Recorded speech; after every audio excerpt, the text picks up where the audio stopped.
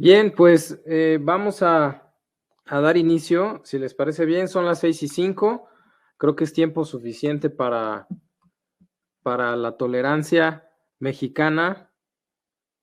Así es que, bueno, vamos a comenzar. Me presento, soy Javier Tapia, soy director ejecutivo en Previsión Legal, soy ingeniero industrial de profesión, así es que no soy abogado, pero me rodean los mejores abogados inmobiliarios y en particular de arrendamiento de México. Así es que con ellos tengo suficiente y a través de los chicos les daremos un servicio sin igual. Agradezco a Wigot la oportunidad, gracias a Guillermo por permitirnos estar acá. Así es que pues vamos a hablar sobre un tema muy actual, que es, le hemos llamado ¿a qué me arriesgo cuando rento? Y déjenme darles una breve introducción. Fíjense que normalmente, pues hay muchos, ¿cómo decirle? Muchos mitos acerca del arrendamiento. Y muchos de estos mitos los viven y los piensan y los sienten sus clientes propietarios de un inmueble que ponen en arrendamiento y que les buscan a ustedes para que les ayuden a colocarlo en el mercado, a buscar un buen inquilino, a investigarlo, a hacerse de un buen instrumento como puede ser la póliza jurídica, etcétera. Y existen ideas preconcebidas, muchas de ellas erróneas, sobre el arrendamiento. Vamos entonces a entender algunos de los problemas, algunas de los cuestionamientos que suelen tener los propietarios. Es decir, mucho de lo que vas a ver aquí pareciera que está dirigido al propietario. Y sí, en realidad sí, la idea es que te lleves esas inquietudes que los propietarios a diario nos hacen a nosotros y que seas tú mismo, tú misma, la persona pues que le responde con conocimiento, con elementos, para generar confianza de tu cliente hacia ti y para que finalmente eso implique que tu cliente regrese, ¿ok? Si siente que pues medio alguna cosa no les contestaste, algún tema no le supiste, pues a lo mejor puede buscar a otro inmobiliario con quien se sienta más cómodo, que sienta que tiene más respuestas. Entonces la idea es darte elementos, darte respuestas. Tal vez algunos de estos temas ya los manejes, ya los conozcas, tal vez algunos sencillamente faltaba afinar algún detalle. Y pues es la idea de esta tarde, de este ratito que vamos a pasar aquí, antes de dejarte ya ir a descansar o a seguir taloneándole, ¿no? Ahora sí que cada quien. Así es que esa es la idea. Vamos a dar arranque. Pretenderemos responder algunas preguntas, como por ejemplo, ¿qué pasa si no me pagan? Como por ejemplo, ¿qué pasa si se comete un delito en el inmueble? ¿Qué riesgos tengo como propietario? ¿Me van a llevar al bote? ¿Voy a perder el inmueble? Bueno, pues mucho depende de qué tipo de delito, de en qué circunstancias se dio, etcétera. Y pues esta y otras preguntas más serán las que tratemos de responder a lo largo de esta tarde, ¿va? Déjenme darle a avanzar aquí. Bien. Y a todo esto, tal vez la pregunta es, pues, ¿qué es el arrendamiento, no? ¿De qué se trata esto de rentar? Bueno, vamos a echarle rollo primero. Vamos a meterle un poco de teoría y algo romántico, tal vez. El arrendamiento como figura jurídica surge en el derecho romano por ahí del siglo II antes de Cristo, o sea, tiene toda la historia el arrendamiento. Se conocía en aquellos tiempos como locatio en latín y llega a México a través de los españoles. Aquí en este lado del mundo, el arrendamiento no era una figura común, cada quien era dueño de alguna tierrita, pero sobre todo los monarcas locales, los tlatoanis, los señores, eran dueños de prácticamente todo, salvo la pequeña propiedad que tenía algún poblador. Ya llegó por ahí Lorenzo, ¿no? Buenas tardes, discúlpeme la tardanza. Hola, Lorenzo. Se me ha atorado un poquito la señal. Buenas tardes. Buenas tardes. ¿Cómo estás? ¿Todo bien? Todo bien, todo bien. ¿Tú qué tal? Aquí ya llevábamos apenas una lámina Así es que... Muy bien, muy bien. Pues adelante, si quieres, sigue, ahorita te presentamos ya al final. Órale, va que Ok. va. Yo me presenté así muy, muy someramente, pero Ahorita. démosle y ahí Sí, claro, si me quieres ir interrumpiendo con algún tema, alguna pregunta, ya por sabes, con supuesto, toda confianza, por ¿vale? supuesto. Gracias, muy amable. Bien, entonces, pues después de la conquista, finalmente, posterior a la independencia, se formaliza el arrendamiento en nuestro Código Civil y existe pues desde entonces, desde 1871.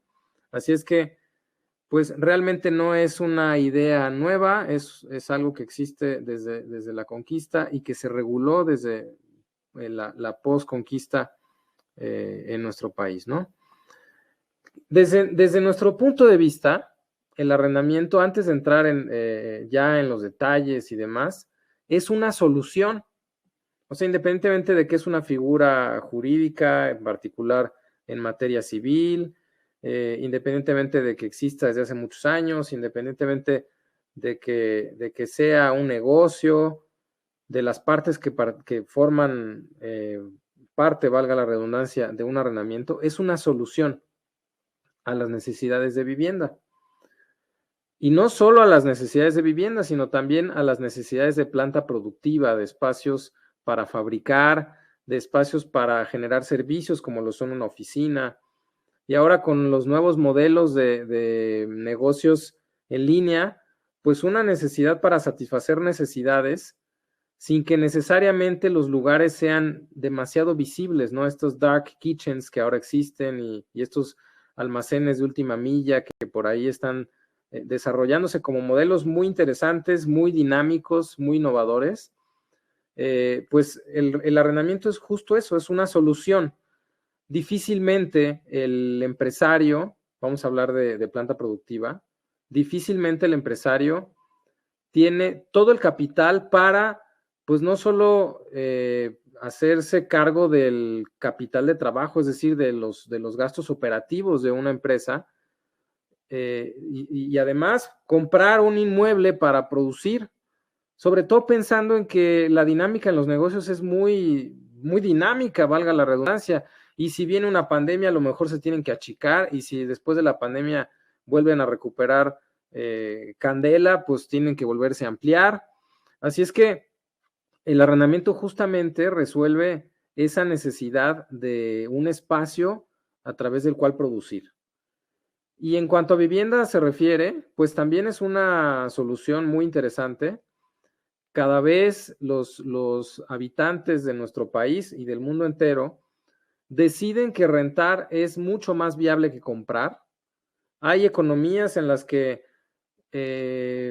comprar es factible desde el punto de vista del costo del dinero, es decir, de la tasa de interés. Las tasas de interés en los países desarrollados, pues ahora después de la pandemia andan en el 0%, incluso hasta te pagan por prestarte. Pero vamos a pensar que las tasas de interés se andan entre el 0 y el 2% en los países desarrollados.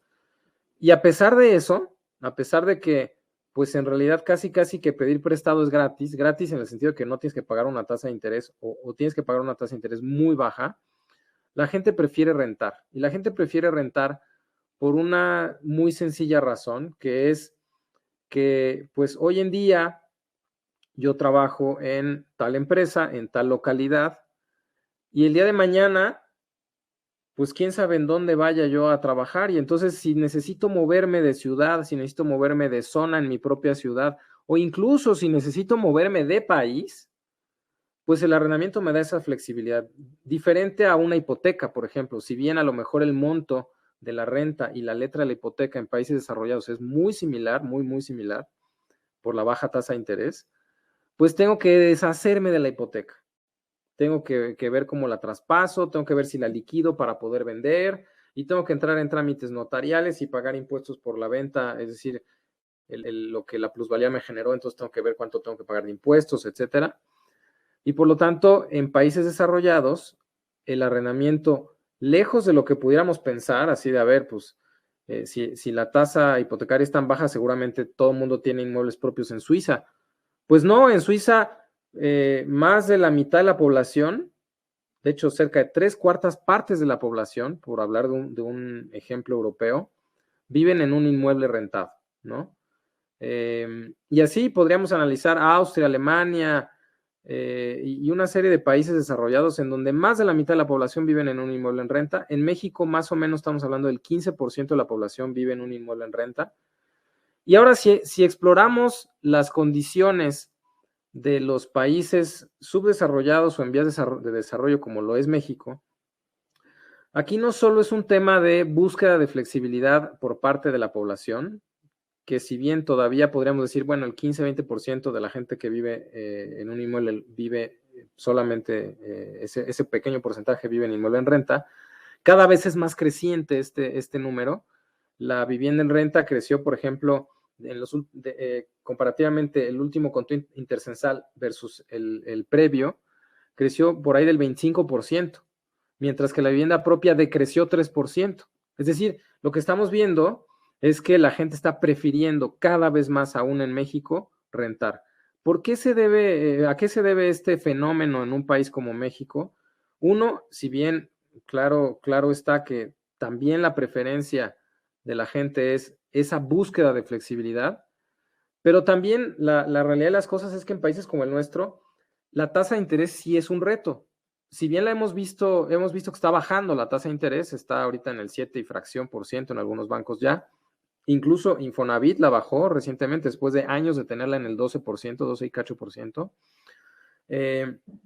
Finalmente, para el comprador pudiera ser complicado, dadas las condiciones de empleo, de poder adquisitivo, de capacidad de ahorro de los mexicanos, pudiera ser muy complicado ahorrar para un enganche y pagar una letra. Por lo tanto, puede llegar a ser más barato para la población, sobre todo la población joven, hacerse de vivienda a través del arrendamiento. Entonces, todo este rollo que les acabo de echar no es más que una descripción de la palabra solución. O sea, el arrendamiento es una solución. Resuelve temas de necesidad de planta productiva, pero también resuelve temas de vivienda. Mucha gente que necesita trabajar en Ciudad de México, en Ciudad de Monterrey, en las grandes polos de desarrollo, en el Bajío, que está teniendo tanto impacto en los últimos años en el país, pues probablemente viene de otro lado, probablemente es gente joven, probablemente no tiene la capacidad de ahorro para pagar un enganche, y por lo tanto, el arrendamiento le da esa flexibilidad de poder vivir en donde necesita vivir, ¿vale? Así es que es una solución. Ahora, voy a explicar la segunda frase que está en la lámina, la frase gris. Dice ahí, sobre todo durante y después de una crisis. Durante las crisis, ¿qué es lo que pasa? La gente necesita flexibilidad, todavía más que de costumbre, ¿no? Entonces, el empresario, si se tuvo que achicar y era dueño de una meganave industrial o de un piso en un edificio de oficinas, ¿qué diantres va a hacer con la meganave industrial? ¿O qué diantres va a hacer con el piso en el edificio de oficinas? En cambio, si renta, pues sencillamente le dice al propietario, oye, pues me está yendo del cocol ahora con la pandemia, voy a buscarme un local más chico, voy a buscarme una oficina más chica, voy a buscarme un almacén más chico y listo. Si acaso tendrá que poner una penalización, que en todo caso pudiera ser hasta negociable, ¿no? Así es que durante las crisis, el arrendamiento resuelve la necesidad de flujo de los empresarios. Y en cuanto a vivienda, pues a lo mejor no es tan claro el por qué es importante el arrendamiento, pero pensemos en lo siguiente, una persona durante una crisis pierde su empleo, necesita reestructurar su flujo. Y normalmente en el listado de gastos de las personas, el primer renglón, el más caro, es vivienda. Así es que si está pagando una letra, pues, a ver, dile al banco, ¿no? Hay bancos que en la hipoteca te ofrecen seguro de desempleo y ahí no habría problema, pero en arrendamiento sencillamente igual, oye, casero, a lo mejor necesito negociar contigo la renta, opción número 1, opción número 2, pues necesito moverme porque esto está del cocol, ¿no?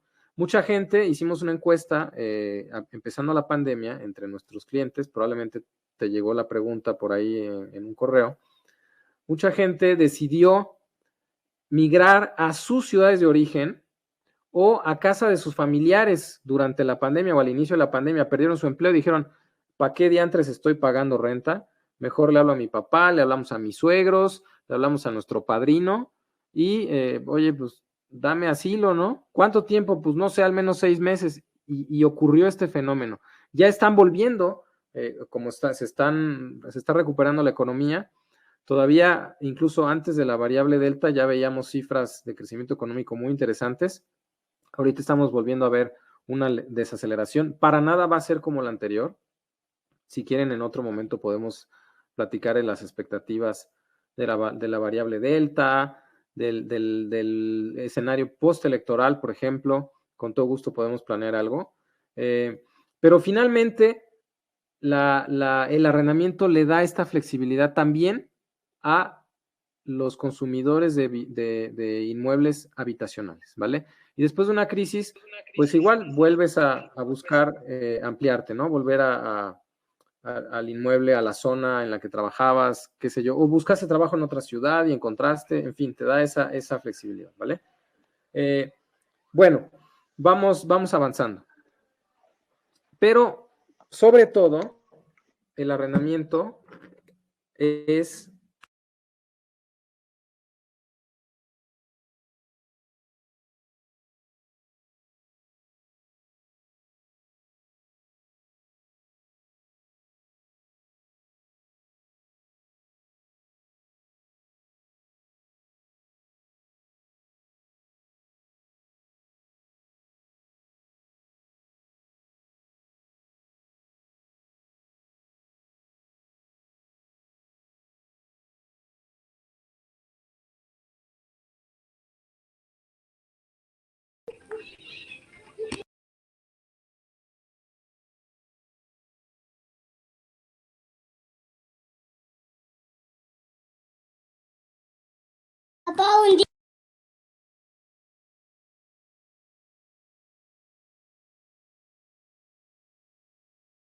ahí me escuchan, ¿ya? Sí, ya te escuchamos, ya te escuchamos. Vale, no sé hasta dónde se habrá escuchado. Les decía que el arrendamiento es un negocio y como todo negocio hay riesgos. ¿Eso sí se escuchó? Sí, ese sí. Vale. Entre más riesgo, entre más riesgo, mayor utilidad, mayor ingreso, entre menor riesgo, menor rendimiento, ¿no? Como cualquier negocio, como cualquier inversión, ¿vale? Vamos a ver otros negocios. Vamos a analizar otros negocios. Y estos son elementos que te pueden ayudar a sensibilizar a tus propietarios sobre lo que implica rentar, pues, ¿no? No hay negocio sin riesgo. Vamos a entrar a analizar un poquito de riesgos de negocio, ¿no? Vamos a hablar de una empresa primero.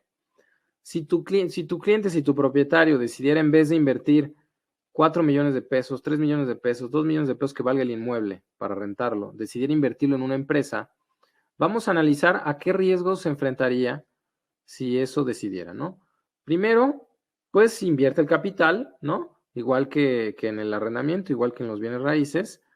Y aquí la pregunta es, ¿en una empresa puedes perder el capital?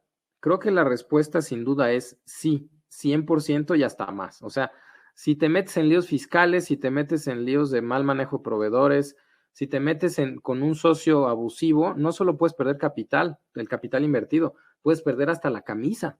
O sea, si haces un mal negocio, no solo pierdes el capital, sino hasta más de lo que invertiste, ¿vale? ¿Y en qué otros riesgos incurres si pones una empresa? Bueno, el primero es el riesgo de mercado. ¿Qué tal que le pegaste a un mercado que no está creciendo o que de pronto incluso se está contrayendo o que es demasiado competido y tú creías que no? Entonces, pues el riesgo conceptual del negocio, o sea, yo defino este servicio o este bien para venderlo, pero ¿qué tal que me equivoqué de mercado o de momento en el mercado, ¿no? Porque hay mercados que son muy buenos en un momento, pero después se congelan, se estancan o se contraen, ¿no? Luego, ok, le pegaste al mercado, papá. Vientos, eres gran empresario. Ahora estás vendiendo, pues ahora tienes que cobrar, ¿no?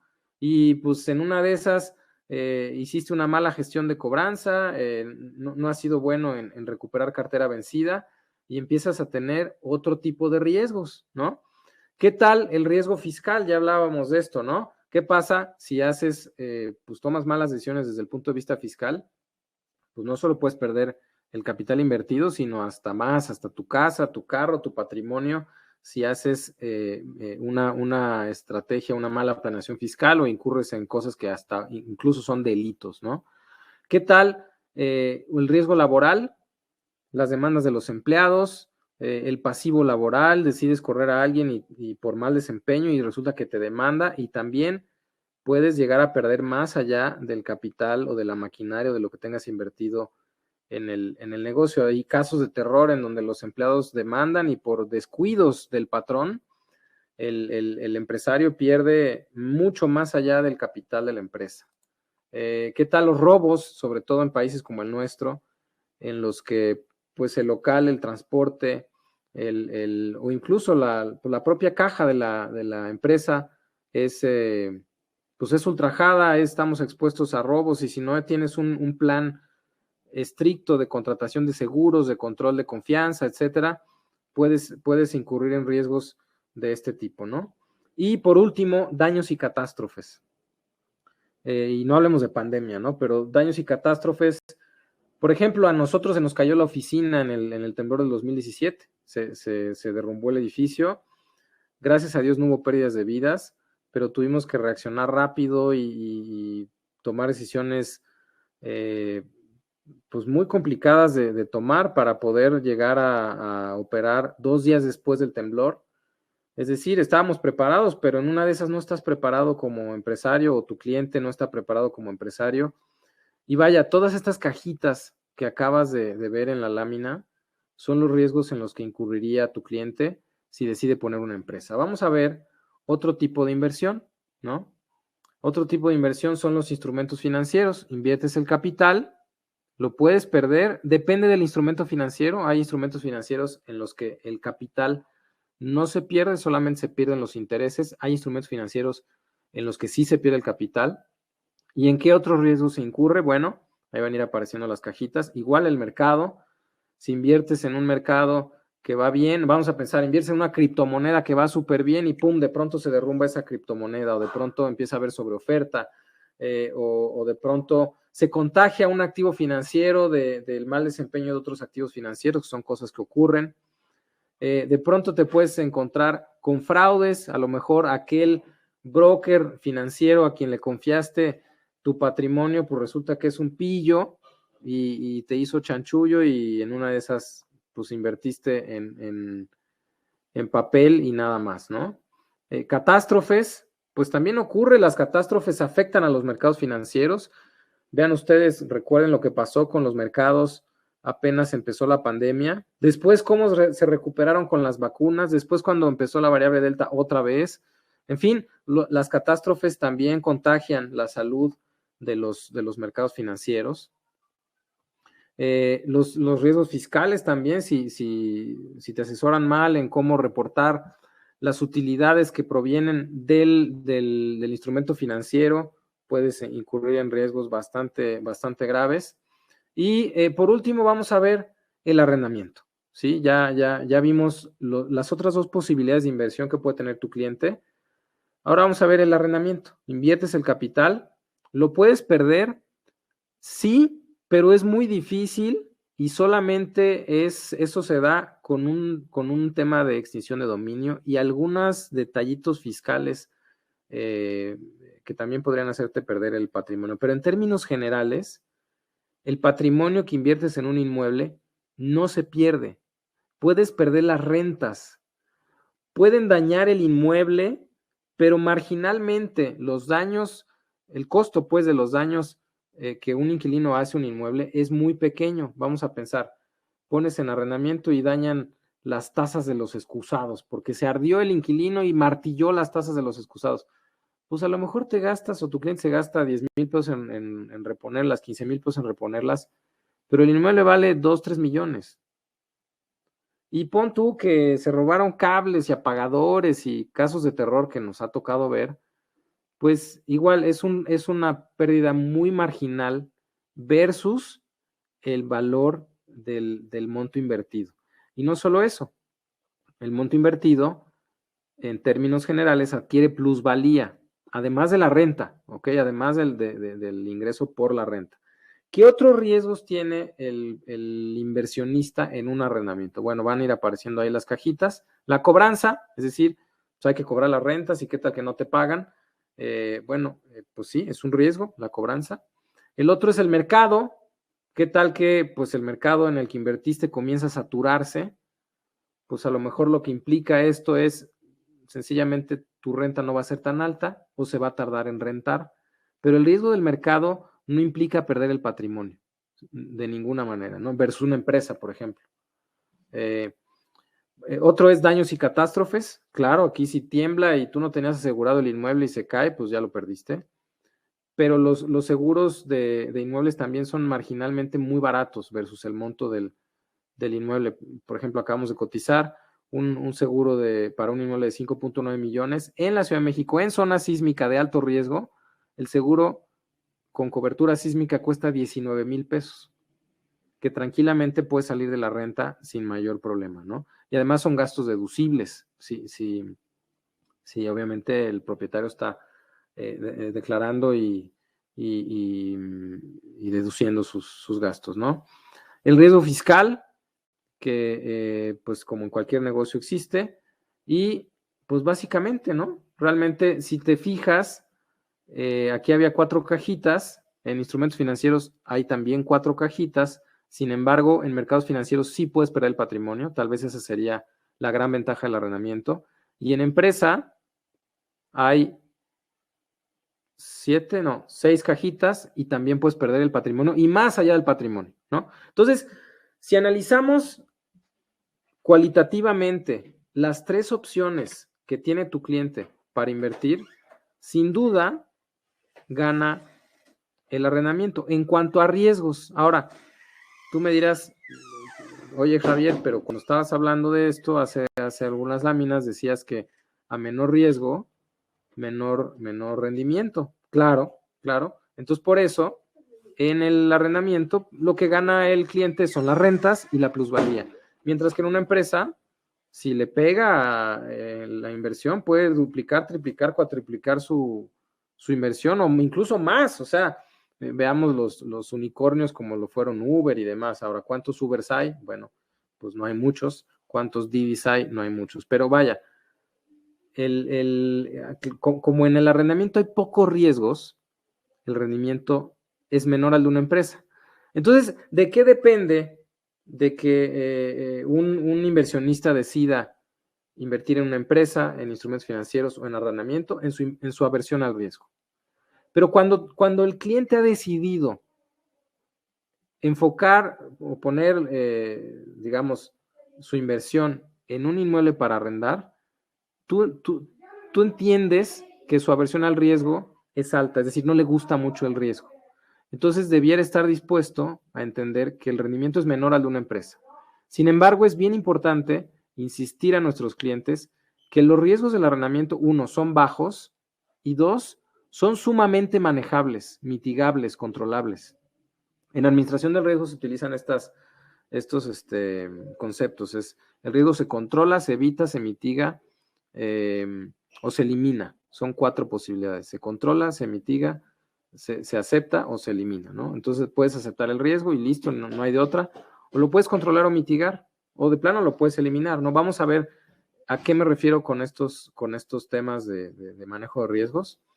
Y vamos a terminar de puntualizar sobre el arrendamiento como negocio. Bien, los rendimientos, digamos, comparativamente versus empresa, pudieran ser bajos. Comparativamente versus instrumentos financieros, en realidad no son tan bajos, considerando que pues, las bolsas, los certificados de las tesorerías de los países, pues tienen tasas de interés sumamente bajas hoy en día, aun y cuando están subiendo.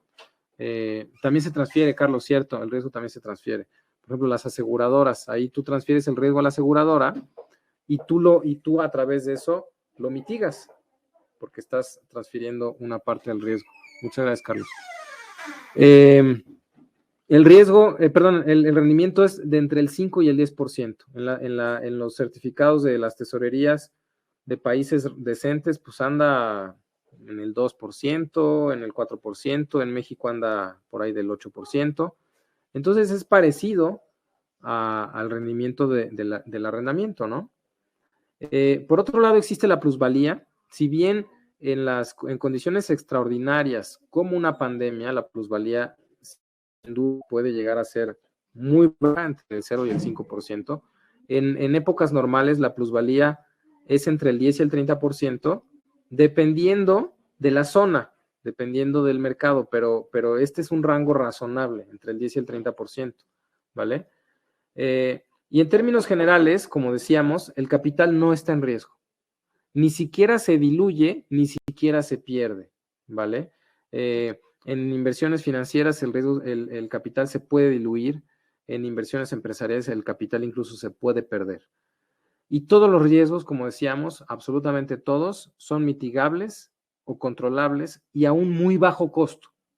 Hay muchos instrumentos para mitigar o controlar estos riesgos, hay mucha oferta y pues justamente por eso los costos para controlar o mitigar esos riesgos son sumamente accesibles, ¿no? Vamos a hacer un análisis pues de los riesgos y si se mitigan y cómo se mitigan y cuál es el instrumento que existe, ¿no? Pero antes de hacer eso, me gustaría cerrar con algunas reflexiones, ¿no? El arrendamiento en época de crisis o en época de abundancia, o sea, en los dos extremos, el arrendamiento siempre tiene demanda. El peor momento del arrendamiento es cuando no hay crisis o no hay abundancia. Y dime si eso está mal, o sea, realmente peor entre comillas, ¿no? Es decir, cuando la economía va bien, el arrendamiento tiene demanda, pero cuando va muy bien, tiene mucha demanda. Y cuando hay crisis, también tiene mucha demanda. Por ejemplo, durante esta pandemia, el número de operaciones de arrendamiento en algunas ciudades se duplicó o se triplicó. ¿Por qué? Por la búsqueda de flexibilidad. Es decir, todo mundo al mismo tiempo necesitaba cambiarse a un lugar más chico. Y entonces las operaciones inmobiliarias de arrendamiento, pum, se dispararon. ¿Sale? Y cuando empieza la recuperación, pum, todo mundo vuelve a necesitar un lugar más grande. En cambio, en época normal, pues la gente cierra un arrendamiento cuando se vence su contrato, o cuando de pronto crece mucho su negocio, o cuando de pronto a los papás se les fueron los hijos y entonces necesitan un inmueble más chico. O sea, depende de factores coyunturales de la vida de las empresas o de las familias. Pero en una época de crisis, pum, todo mundo necesita moverse, ¿no? O en una época de abundancia, pum, todo el mundo empieza a crecer su planta productiva. Entonces, es un instrumento muy bondadoso el arrendamiento como inversión, ¿vale? Y en México, el mercado del arrendamiento es sumamente inmaduro. Como les decía, en Suiza, más o menos 3/4 partes de la población viven en un inmueble en renta, mientras que en México no pasa del 20%. Así es que el crecimiento que viene hacia el futuro del arrendamiento es enorme. La oportunidad, por tanto, de negocio es enorme. Y recordemos cómo funciona el negocio para la intermediación en cuanto al arrendamiento. El negocio es por cada contrato, al menos un mes de renta. El asesor inmobiliario suele cobrar más o menos un mes de renta, un poquito más, un poquito menos, en las renovaciones a lo mejor es medio mes, etcétera. En cambio, en la vivienda propia, por ejemplo, en lo que se refiere a habitacional, en promedio el mexicano hace una operación inmobiliaria de vivienda en su vida. En cambio, alguien que se dedica a rentar, por ejemplo, en nuestras estadísticas, los contratos o los inmuebles más bien tienen un nuevo inquilino en promedio cada 17 meses. Es decir, ese inmueble, mientras esté en arrendamiento, va a generar rentas, pero para el asesor inmobiliario cada 17 meses ese inmueble va a generar un mes de comisión. ¿Sale? En cambio, la compraventa de ese inmueble solo ocurrió una vez. ¿Sí? Entonces, la oportunidad es diferente, pero la oportunidad en cuanto a arrendamiento es enorme. ¿Vale? Ahora sí, exploremos los riesgos. Vamos a ir uno por uno. Aparece toda la tabla. No te distraigas, porfa, leyendo la tabla. Trata de seguirme porque voy a ir renglón por renglón, ¿no? El riesgo del mal inquilino pues es el primer riesgo, ¿no? ¿Qué tal que no le atiné al inquilino? Y pueden ser temas de, digamos, calidad del inquilino, no temas de pago, ¿sí? Entonces es muy ruidoso, es muy descuidado, es muy desconsiderado con el inmueble o con los vecinos, ¿no? Ahí la acción puede ser básicamente aceptar el riesgo o mitigarlo. ¿Cómo lo aceptas? Bueno, pues existe el reglamento del condominio, existe el reglamento del edificio, existe el reglamento de la comunidad de vecinos y existe la PROSOC. Para eso no hay que pagar un peso. A veces a lo mejor se requerirá de un abogado, normalmente no es necesario. Así es que ese riesgo se acepta y si hay alguna bronca, se utiliza el reglamento, se hace alguna queja ante la PROSOC y listo, no te costó nada, ¿no? Pero hay una forma de mitigarlo. No necesariamente un buen contrato o una buena investigación va a eliminar el riesgo, pero sí te va a ayudar a mitigarlo. Un buen contrato en donde haya penalizaciones, por ejemplo, ante la desobediencia, digamos, del reglamento. Se pueden hacer también investigaciones sobre el inquilino, si ha tenido demandas, si tiene temas penales, laborales, mercantiles, es decir, si es broncudo, ¿no? A lo mejor nunca ha tenido una demanda por arrendamiento ni por hipoteca y por lo tanto, por ejemplo, nosotros solamente pues decimos, oye, pues trae ahí unos temas mercantiles y demandó 2, 3 patrones previos, pero para nosotros no es un riesgo porque no trae demandas de hipoteca ni de arrendamiento, ¿vale? Pero a lo mejor tú o tu cliente dicen, híjole, si trae demandas laborales o trae 3 divorcios y pensiones alimenticias, mejor busquemos otro inquilino, ¿no? Entonces se mitiga el riesgo y el precio es muy bajo. Las investigaciones en el mercado cuestan, no sé, 300 pesos, 400 pesos, 250 pesos, depende de la profundidad y la calidad de la investigación, ¿no? Bien, el riesgo que pregunta Carlos, extinción de dominio, vamos a hablar de eso, no te preocupes, es el último renglón de la tabla, Carlos. Falta de pago. El inquilino no paga la renta o la paga parcialmente. Bueno, esto se puede mitigar a través de una fianza. La fianza es un instrumento que paga las rentas de manera puntual. Tiene sus bemoles la fianza, pero finalmente es un instrumento regulado por la Comisión Nacional de Seguros y Fianzas que garantiza a través de la comisión, pues, y del cumplimiento de las leyes, que la empresa que emite la fianza tiene los fondos para cubrir los siniestros que puedan darse, ¿no? El tema es que este instrumento es caro, cuesta entre el 4 y el 6% de la renta anual y pues a través de ello la fianzadora garantiza el pago de las rentas, ¿no? Otra figura que es la que nosotros comercializamos es la cobertura jurídica, es una póliza de servicios jurídicos para arrendamiento. El precio pusimos ahí medio, pero hay todo tipo de coberturas. Nosotros mismos tenemos coberturas muy baratas, otras medianas, otras más caras. Y a través de esa figura, lo que se hace es que la empresa que provee este instrumento se encarga de hacer frente jurídicamente a los pleitos que se tengan que realizar para extrajudicialmente o judicialmente lograr el objetivo de la cobertura. ¿Cuáles son los objetivos comunes de las coberturas jurídicas? Recuperar el inmueble o recuperar los adeudos, ¿no? Entonces, ese es un instrumento para mitigar el tema de la falta de pago. Delitos. Vamos al tercer riesgo, delitos. El inquilino comete un delito en el inmueble. Bien, vamos a separar los delitos en dos. Los delitos relacionados con delincuencia organizada los vamos a dejar en stand-by porque son el último renglón de esta tabla, ¿no? Vamos a enfocarnos entonces en delitos del fuero común. Es decir, hubo un asesinato, un suicidio, una violación, una golpiza en el inmueble y pues a lo mejor ahí lo único que toca es aceptar el riesgo.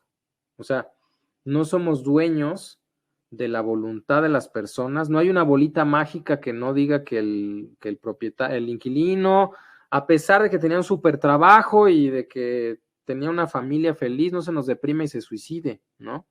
No hay forma de prevenir esto. Así es que ahí la acción es aceptar el riesgo. Y lo único que puede pasar es que si se comete algún delito de este tipo, pueden llamar al propietario a declarar. Y en ese caso lo que hay que hacer es presentarse a declarar y punto, ¿no? Si tiene la cobertura con nosotros, podemos darles alguna asesoría sencilla, pero básicamente ahí pues realmente presentarse a declarar, pues yo lo rentaba, aquí está mi contrato, yo no sé por qué se suicidó, no tengo ni idea. Usted tenía contacto con él, pues le cobraba la renta y listo, ¿no? El precio es nulo o es bajo, realmente es una asesoría legal muy sencilla. No recomienden a sus clientes buscar a los abogados coyotes que están afuera de los tribunales, porque esos son los más caros y los más malos.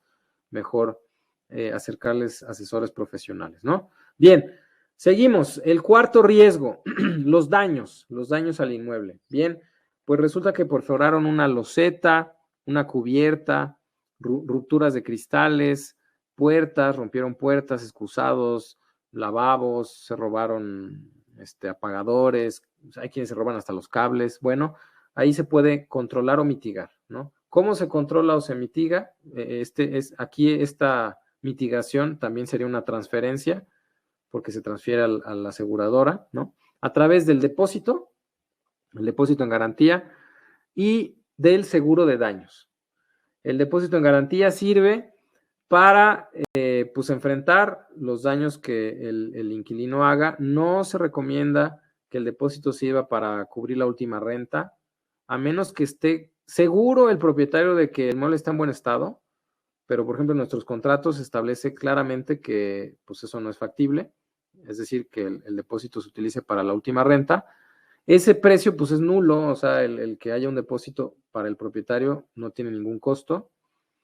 Y la otra es el seguro de daños, ¿no? Ya decíamos que en un ejemplo de 5.9 millones, incluso con cobertura sísmica, el seguro vale 19,000 pesos y es una renta como de 24, 25 mil pesos. Así es que se cubre incluso con menos de un mes de renta un seguro de este tipo y cubre sismo y cubre daños y cubre fenómenos hidrometeorológicos y cubre incendio, rayo, explosión, hasta plomeros, hasta cerrajeros, o sea, son coberturas muy completas y realmente no son nada caras, ¿no? Luego las catástrofes. Sismo, inundación, incendio, también son cubiertas a través de un seguro de daños, mismo caso que el anterior, que el renglón anterior. Los riesgos fiscales, pues ahí ya empezamos, esto sí ya tiene un poquito más de complejidad técnica, pero básicamente son riesgos que se mitigan y se mitigan básicamente estando en orden, declarando, documentando y respaldando. ¿Por qué? Porque de otro modo puede ser sujeto a multas, a requerimientos, revisiones o auditorías. Y en un extremo, si se liga con un delito relacionado con delincuencia organizada, incluso podría haber una pérdida del inmueble por un tema de extinción de dominio, ¿no? ¿Cuál es el tema aquí en cuanto a lo fiscal? En México, como en muchas partes del mundo, pero sobre todo en México, en Latinoamérica, el propietario suele no declarar la renta. Es deporte nacional evadir impuestos a través del arrendamiento. Pues es hoy en día un peligro hacer eso. Y les voy a explicar por qué cuando hable de extinción de dominio. Pero es realmente porque hay un gran mito muy absurdo y completamente equivocado de que si yo declaro mi renta, el fisco me va a quitar el 30% de impuestos, ¿no? Y el mito proviene de lo siguiente: el impuesto sobre la renta en México es del 30%. El impuesto sobre la renta no es el impuesto sobre el arrendamiento. Ahí el término que nos hace bolas, ¿no? El término que nos confunde es ese de renta, impuesto sobre la renta. Renta en ese concepto se refiere a utilidades. Impuestos sobre utilidades en México es del 30%. ¿no? No sobre el arrendamiento. Entonces, el impuesto sobre las utilidades del arrendamiento es del 30%. Vamos a ilustrarlo de la siguiente manera.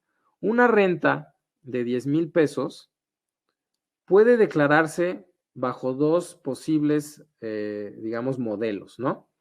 La deducción ciega y la deducción real. En la deducción ciega, el fisco dice, mira, por rentar, te reconozco como gasto deducible cierto porcentaje. Y la diferencia, más o menos para grandes rasgos, para hablarlo así en grandes números, te reconozco la diferencia y esa diferencia te la grabo con el impuesto sobre la renta, al 30%, ¿no? Entonces, para que tengas una idea, en una renta de 10,000 pesos, con deducción ciega, más o menos, si no hubiera otros ingresos, más o menos un contribuyente debiera pagar como unos 600 pesos al mes. Tal vez un poquito más, 700 pesos al mes, números redondos, ¿no? Si el propietario opta por la deducción real, puede meter más gastos deducibles, siempre y cuando sean, pues, tengan realmente que ver con el arrendamiento, ¿no?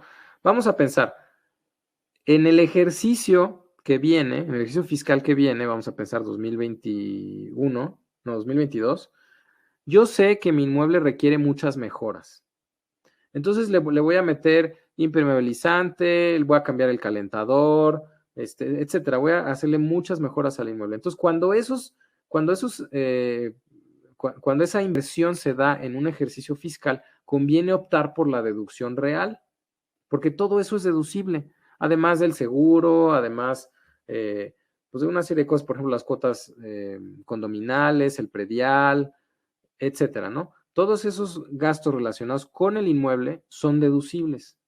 En un ejercicio realista de un inmueble de este mismo nivel, con deducción real, el propietario tendría que estar pagando más o menos 400 pesos mensuales por una renta de 10,000 pesos. Ahora, si el ingreso del propietario, en ambos casos, deducción ciega y deducción real, si el ingreso del propietario es muy alto, vamos a decir un millonetas, que tiene ingresos mensuales por 500,000 pesos, todo el ingreso acumula, es ingreso acumulable, ¿no? Así va acumulando en la declaración anual de la persona, y entonces no van a ser ni 400 ni 700 pesos, obviamente va a ser más.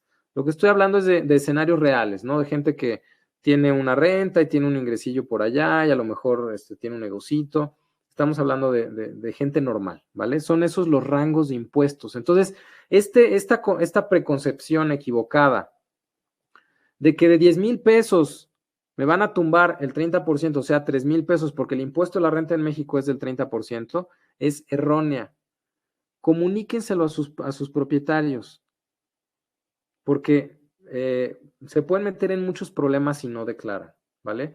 Estamos hablando, insisto, de entre 400 y 700 pesos. Vamos a pensar que tengan ingresos adicionales por otros 60, 70 mil pesos. A lo mejor no son 700 pesos, son 1,200.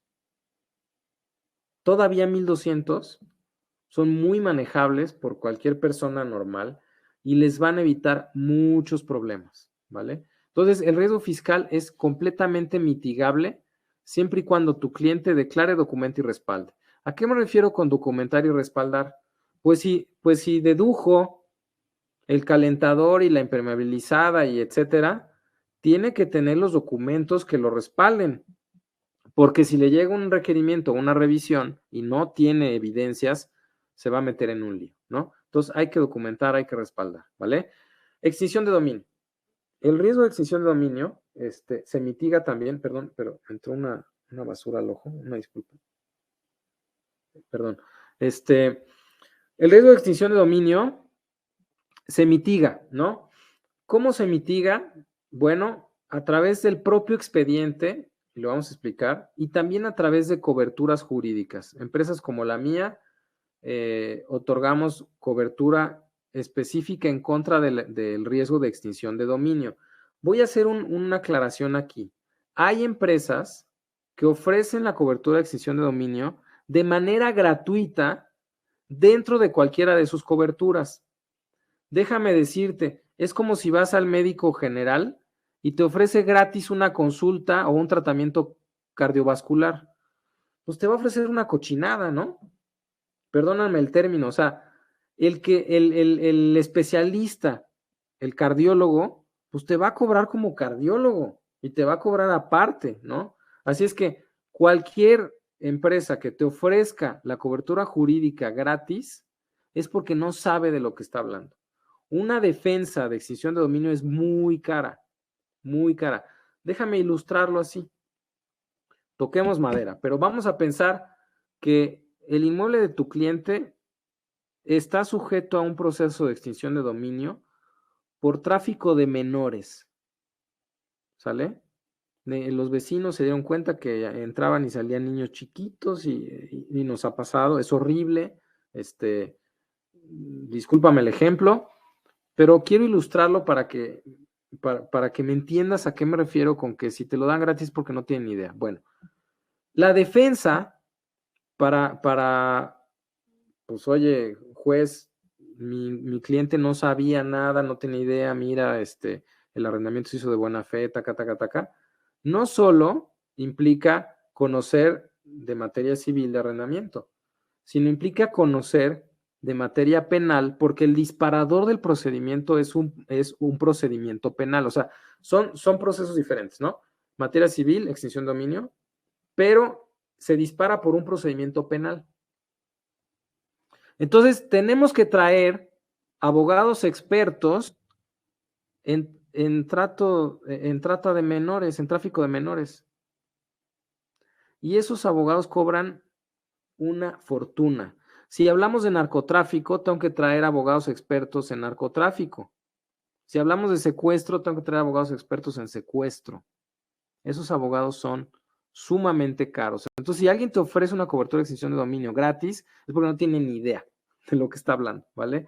Son procedimientos muy caros, muy desgastantes, en donde la estrategia jurídica involucra a especialistas civiles, penales, o sea, no es cualquier cosa, ¿vale? Entonces, bueno, eso fue la cobertura jurídica. Ahora voy a hablar del expediente y finalmente voy a relacionarlo con el renglón anterior, que es lo fiscal, ¿vale? El expediente es la base de la defensa, el disparador de la defensa. ¿Por qué? Porque el argumento de la defensa es la buena fe del negocio de arrendamiento, que se divide en dos. Uno es el expediente, es decir, a ver, señor juez, el arrendamiento se hizo de buena fe. Mire, hay contrato. Punto número uno, hay contrato. Dos, llegamos al inquilino a través de una inmobiliaria o de un profesional inmobiliario. Entonces, el propietario va a decir, a mí el inquilino me lo trajo Carlos Mimiaga. Y entonces la autoridad puede llamar a Carlos Mimiaga a declarar como testigo, no como indiciado, pero sí como testigo. A ver, oiga, ¿y usted cómo llegó al inquilino? Ah, mire, pues yo anuncié, yo capté el inmueble, tal fecha, aquí tengo, mire, el contrato de captación del inmueble en el que me comprometí a promoverlo, bla, bla, bla, y está todo el detalle, ¿no? Y entonces, a lo que me comprometí lo hice. Lo anuncié en tal y tal plataforma, aquí está la evidencia, aquí tengo mi impresión de mis anuncios. Puse una lona, aquí está la foto del inmueble con una lona, y recibí estas y estas contactos, aquí están los correos de los interesados, después tengo este registro de las llamadas que tuve con de 10 interesados o de 5 interesados, tuve llamadas con 3, y de esos 3 tuve visitas de 2, y de esos 2 tuve 2 ofertas o tuve una oferta, y la oferta la aceptó el propietario. Entonces, el expediente es vital para la defensa, ¿vale? Ahora, la buena fe, ya no solo con los cambios del año pasado, no los más recientes, con los cambios del año pasado, antepasado, no me acuerdo, para defender extinción de dominio, la buena fe ahora también incluye la parte fiscal. Es decir, señor juez, además de que hicimos todo este proceso, y aquí está el expediente que lo demuestra, mi cliente ha pagado sus impuestos. Ha pagado sus impuestos y por lo tanto estamos limpios, hay buena fe y por lo tanto no procede la extinción de dominio, ¿no? Entonces, lo fiscal es sumamente relevante. Otro elemento importante del tema fiscal es que para iniciar un juicio de cobranza judicial de adeudos, el juez dará aviso al SAT. Oye, tengo este arrendamiento, ya se recuperó inmueble, pero están iniciando el procedimiento de cobranza de adeudos. Así es que, pues ahí te aviso, Juanito Pérez, el arrendador, perdón, Juanito Pérez es el arrendador. Ay, por si tú quieres hacer algo, SAT, ¿no? Y pues ustedes saben que el SAT anda buscando recursos, sobre todo ahorita en temas de pandemia, en donde los recursos de las empresas se han contraído, por lo tanto el ISR de las empresas se ha contraído, entonces andan obviamente buscando ingresos. No estoy juzgando, estoy nada más diciendo el hecho, o sea, andan buscando ingresos y pues andan filosos, pues, ¿no? De tal forma que, pues en una de esas el SAT busca a Juanito Pérez y le dice, oye, estás demandando por falta de pago de rentas, pero yo no te tengo dado de alta con la actividad de arrendamiento, papacito, ¿no? Es más, no has declarado nunca ingresos más que los de tu sueldo, porque eres empleado y declaras sueldos y salarios, pero pues no tengo nada de rentas, ¿qué onda? ¿No? Y entonces vienen multas, requerimientos, auditorías, ¿vale? En términos generales, estos son los riesgos. Si te fijas, todos son mitigables o controlables, salvo un par que sencillamente toca aceptarlos. E incluso los más complicados, los últimos dos de los que hablé, los últimos tres tal vez, son relativamente fáciles de mitigar.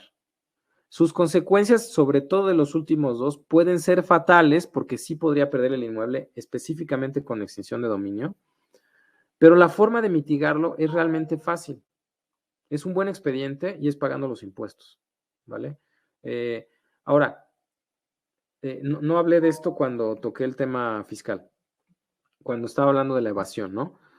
En México, les decía, el deporte nacional para evadir impuestos se llama arrendamiento y la autoridad está tratando de que esto deje de ocurrir metiendo estos candados. A ver, si quieres demandar por pago de rentas, necesitas haber pagado tus impuestos. A ver, si por alguna razón tienes un delito relacionado con delincuencia organizada, robo de vehículos a personas, secuestro, narcotráfico, huachicoleo, corrupción y una serie de delitos más, lo ampliaron como a 12 o 15 delitos.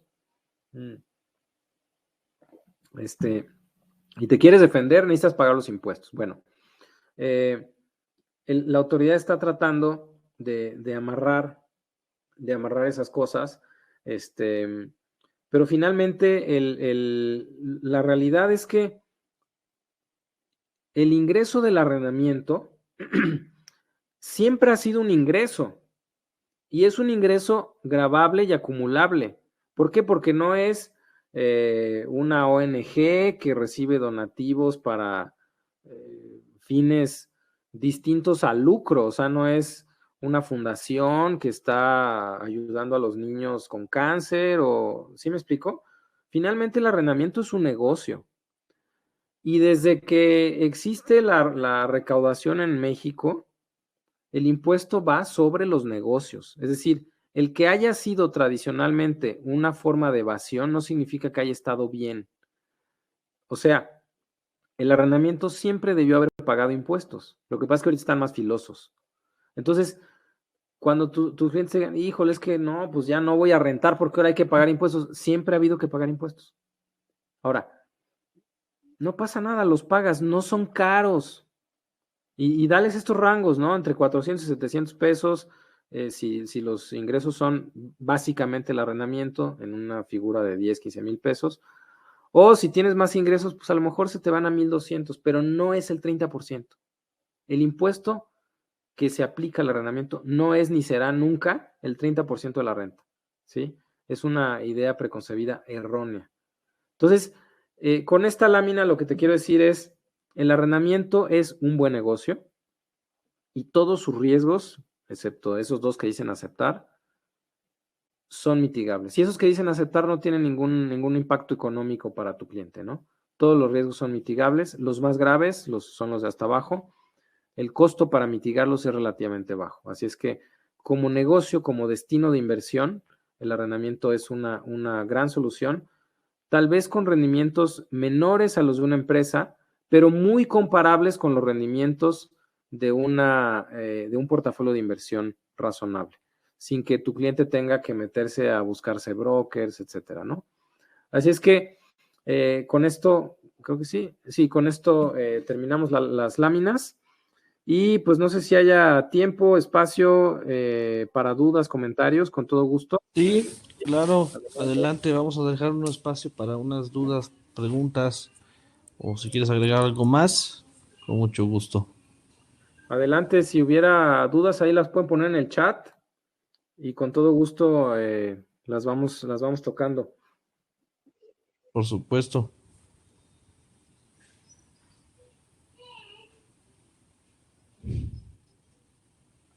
No sé, Carlos, si quedó claro el tema de extinción de dominio. Pone Gema, las extorsiones.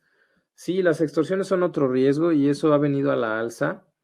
Em, ese riesgo tristemente hay que aceptarlo, no hay todavía instrumentos y honestamente no creo que los haya. Básicamente hay que buscar inmuebles, digamos, si quieres asesorar a tus clientes para que este riesgo no lo tengan que enfrentar, hay que buscar inmuebles que no estén a pie de calle, es la recomendación, o que estén en sitios eh, concurridos, seguros, etcétera, aunque tristemente ya estamos viendo extorsiones en zonas de alto tráfico, de alto, vamos a decir, Polanco en la Ciudad de México, ya hay extorsiones en este tipo de lugares. Tristemente, no se diga en lugares como León, Guanajuato, no digamos Sinaloa, en fin, pero ya, digamos, lugares en donde tradicionalmente no se daba este tema, como podría ser Polanco, San Pedro en Nuevo León, etcétera, ya tenemos casos de este tipo. Y ahí pues no toca más que aceptarlo. Si el negocio, la naturaleza del negocio requiere pie de calle, pie de banqueta, no hay más que aceptarlo. Si no, pues buscar evitar esto. Por ejemplo, nosotros teníamos antes del temblor un inmueble, o rentábamos un inmueble en una plaza comercial en una planta alta, y nunca tuvimos extorsiones, pero sí tuvimos defraudadores que llegaron disque vendiendo cosas, pidiendo ayuda, que los acaban de asaltar, y hubo empleados que caían en ese tipo de chantajes, ¿no? Hoy en día todas nuestras sucursales están dentro de un edificio grande, de estos que tienen control de acceso, etcétera. Entonces, bueno, nuestro negocio se presta a ese tipo de locales. Hay negocios que no se prestan y no toca más que aceptarlo. Muy buena aportación, Gema, sin duda es un riesgo. Adriana pregunta, ¿en qué caso se invalida la póliza jurídica? Bueno, depende mucho de la empresa. Les voy a hablar del caso nuestro. Básicamente, en el caso nuestro es cuando haya habido falsedad de declaraciones, es decir, nos dijeron datos falsos a la hora de la póliza el propietario. Y sobre todo cuando intervienen en el proceso.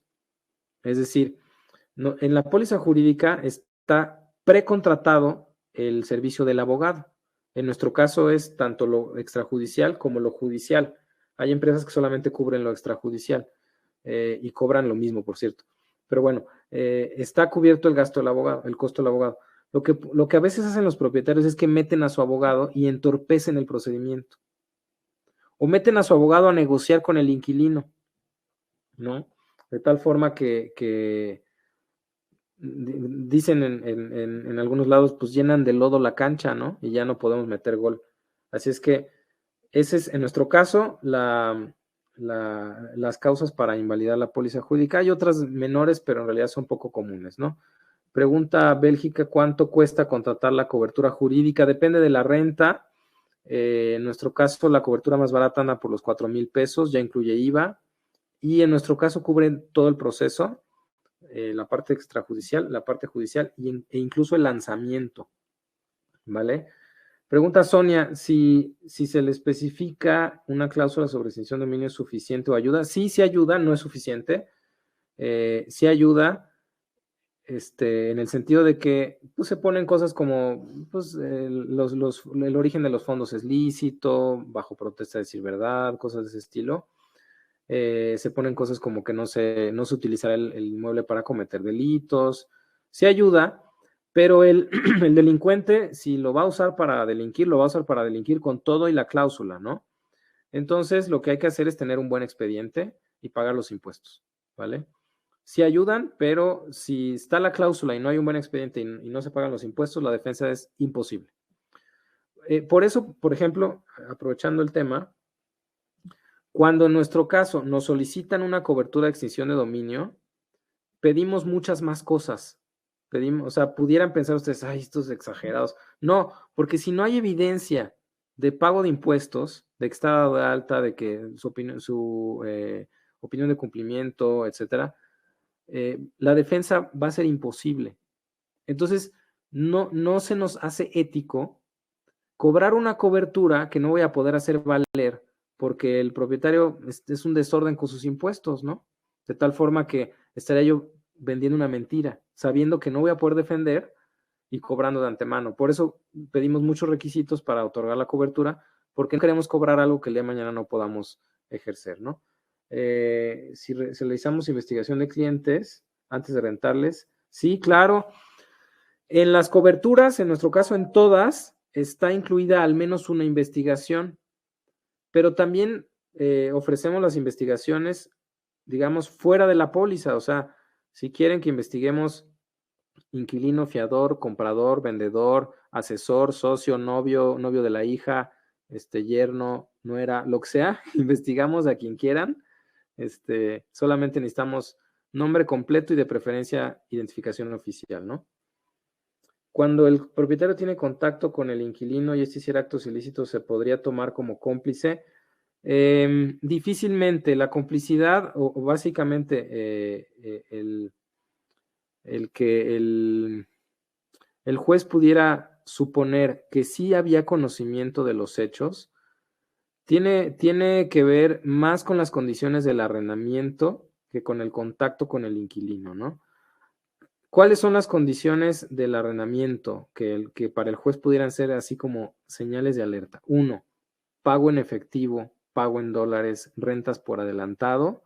2, valores muy por arriba del mercado. Entonces, por ejemplo, el mercado para ese inmueble suele cobrar 10,000 pesos y pues el inquilino le gustó la ubicación y para amarrar dijo, a ver, te pago por adelantado 6 meses en efectivo y pongamos la renta en 13. Oye, pero pues son 10, en 13, no importa. Y entonces al propietario se le van los ojos. Dice, no, pues va, cerrado, sí, listo, ¿no?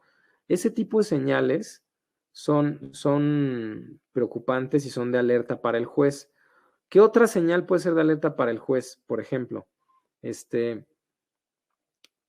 arreglos excesivos en el inmueble, muy evidentes, ¿no? Entonces, no sé, arreglos que además el propietario tiene que estar enterado, ¿no? Oiga, propietario, quiero cambiar la instalación eléctrica de la casa. Vamos a meter, es que nos gusta el aire acondicionado, ¿no? Pues, ¿eso qué? O sea, vamos a meter trifásica de 220 y vamos a meter una toma extra y 8 circuitos más. Pues ahí van a producir algo. Entonces, ese tipo de cosas para el juez pueden ser señales de alerta de que el propietario sí tenía conocimiento, ¿no? Normalmente lo que en algunos lugares se recomienda es que en el contrato se establezca que el propietario tiene impedido ver el inmueble y cosas de estilo. Eso realmente no necesariamente abona. Son cosas más de fondo las que los jueces evalúan, ¿no? Pregunta Bélgica, ¿cuánto cuestan las investigaciones? Les decía que depende del tipo de investigación, entre alrededor de 300 pesos, ¿no? Hay una lista detallada de buro de crédito, buro legal, registro público, etcétera, ¿no? Si dejan una propiedad en garantía, tengo entendido que no se puede grabar. Entonces, ¿cómo funciona? Correcto, no se puede grabar. Las únicas figuras que pueden grabar inmuebles en garantía son los jueces y las afianzadoras y los notarios. Jueces, afianzadoras y notarios. Las empresas de pólizas jurídicas y de otro tipo de garantías no tenemos facultades para gravar un inmueble. ¿Cómo funciona? Pues de alguna manera por la buena fe, ¿no? Entonces, el inquilino busca un fiador, el fiador ofrece un inmueble en garantía y en el contrato se establece que si el inmueble deja de estar libre de gravamen o cambia de manos, digamos es enajenado, pues se vende o se traspasa o se dona, lo que sea, hay que actualizar la garantía. Lo que conviene hacer cuando se explica esta cláusula al momento de la firma del contrato es recordar que el no hacerlo tiene consecuencias penales. Y eso es cierto, o sea, tiene consecuencias penales porque es fraude, ¿vale? Entonces es importante mencionarlo. Ahora, en nuestro caso, la garantía puede no llegar a ser, digamos, ejecutable, pero no crean que es muy común. O sea, a nosotros nos ha pasado, no sé, 20 años, 2021, 22 años que llevamos trabajando en esto, nos ha pasado 2 veces y siempre hay forma. Hay forma de buscar cuentas bancarias, encontrar otras formas de cobrar, ¿no? Entonces, siempre hay forma. Adriana nos pregunta si el arrendatario abandona el inmueble, ¿qué procede para que el arrendador pueda tomar posesión? Ok, muy buena pregunta, Adriana. Suele ser un error muy común de los propietarios e incluso los asesores, que el inquilino abandona el inmueble y el propietario dice, listo, vamos a entrar, Adriana, ponle otra lona y mientras yo voy pintando y arreglando. Esto es un riesgo grave que puede incluso ser penal porque puede haber despojo, puede haber una acusación penal por robo, por ejemplo, y la forma de resolverlo y evitarlo es realizando un convenio de entrega. Es decir, a través de un convenio se extinguen las obligaciones contractuales y por lo tanto se le devuelve la posesión del inmueble al propietario, de tal forma que el propietario puede hacer con el inmueble lo que se le dé la gana. De otra manera, el inmueble, aunque lo haya abandonado el inquilino, aún sin pagar las rentas, está dado en posesión al inquilino a través de un contrato de arrendamiento, incluso habiendo expirado la vigencia del contrato, ¿sale? El contrato le otorga la posesión del inmueble al inquilino y si hay póliza, ese servicio está incluido. O sea, el hacer el convenio, el ir a buscar la firma del inquilino está incluido en el servicio. Si no encontramos al inquilino porque se peló y no hay forma de encontrarlo, siempre es bueno y siempre lo recomendamos que en el arrendamiento haya un tercero y no necesariamente un fiador, un obligado solidario, que haga las veces o que tenga la facultad, perdón, de entregar el inmueble al vencimiento o en el momento del abandono por parte del inquilino. Y la forma de presionar a que el tercero firme, el obligado solidario firme, es muy fácil. Oiga, el inquilino abandonó. Y si usted no me firma el convenio de entrega, a usted le voy a cobrar la renta.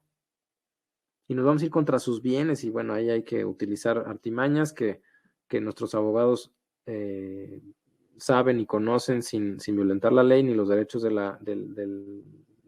obligado solidario. Y la mayoría de las veces los obligados solidarios acceden y nos vemos para recabar su firma y listo, ¿no? Es muy buena pregunta, Adriana, y muy importante, porque si no, pueden acusar a su cliente de robo de despojo y eso es penal. Y ahí sí es un lío. ¿Podemos dar servicios para propiedades en cualquier parte de la República? Sí. En donde tenemos oficinas no hay ningún costo adicional, que es Ciudad de México, Estado de México, Querétaro, Monterrey, Guadalajara. Ahí no hay ningún costo adicional. Y ciudades circundantes. Entonces, por ejemplo, si tengo oficina en Monterrey, entonces en Saltillo no hay costos adicionales, por ejemplo. O sea, si podemos llegar en auto en un día, no hay costos adicionales. Si no, hay un cargo extra del 20% en la mayoría de los casos, ¿no? Entonces, sí, ¿de dónde te conectas, María?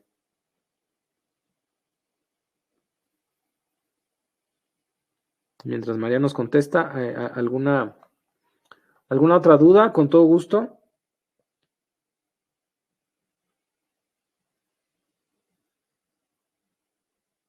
De Guadalajara. Pues en Guadalajara tenemos oficina, María.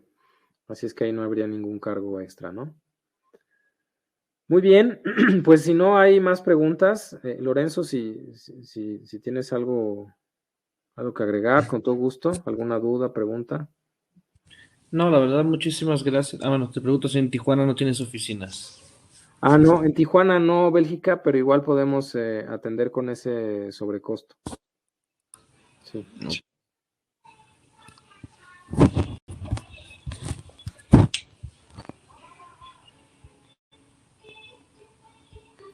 Pues creo que estamos, ¿no? Contacto Sí. Guadalajara. Sí, déjame tomar tu correo. Hola, Rocío. Buenas noches. Déjame tomar tu correo, María, para mandarte el dato. Un minuto.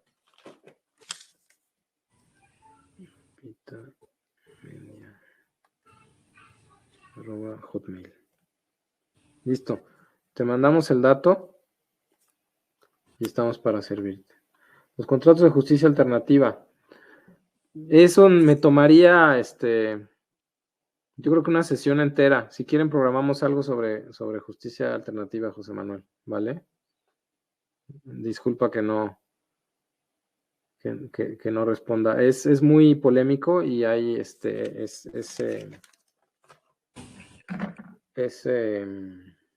un tema largo. Tal vez lo resumiría como no necesariamente, y así muy brevemente diría, en estricto sentido violan derechos y garantías constitucionales del inquilino, ¿vale?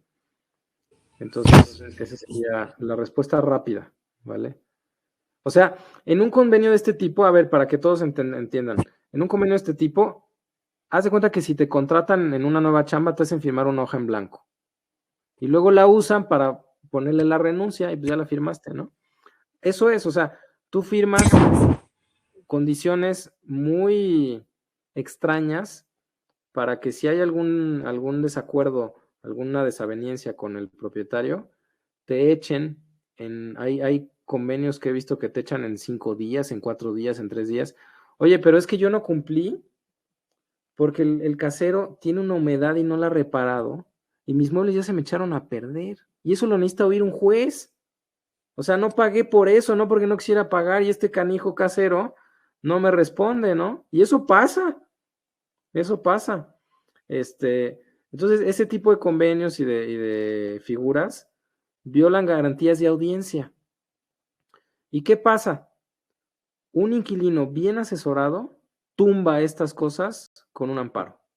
Así de fácil. Pero tiene que estar bien asesorado, ¿no? Ese es el detalle, José Manuel.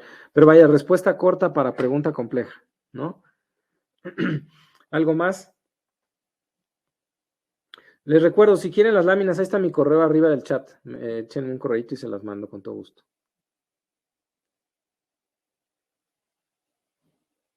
Vientos. Lorenzo, no sé si tengas algo que agregar.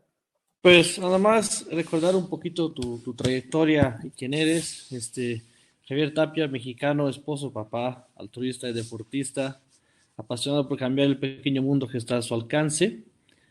Ingeniero industrial y de sistemas por el TEC de Monterrey, graduado con honores y cuenta con estudios de posgrado en finanzas. Hoy funges como director ejecutivo de previsión legal.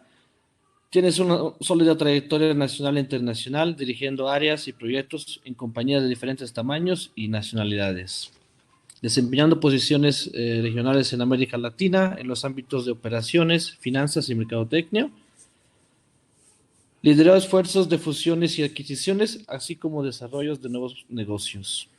Recibió varios premios y reconocimientos globales en las empresas con las que colaboró y finalmente decidió incursar en el sector PYME en México, contribuyendo no solo a nivel directivo en el propio grupo empresarial en el que labora, sino también como capacitador, lo vimos muy bien hoy también, coach, conferencista y asesor en temas de desarrollo empresarial, emprendimiento, mercadotecnia, continuidad de negocio, administración y dirección, entre otras cosas.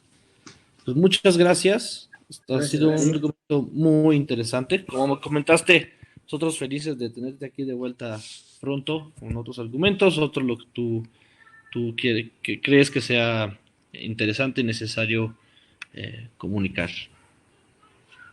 Ok, Gracias, Lorenzo, a la orden. Ahí estamos al pendiente y pues un abrazo a todos, que tengan buenas noches. gracias, Estamos en contacto y para servirles. gracias, hasta luego.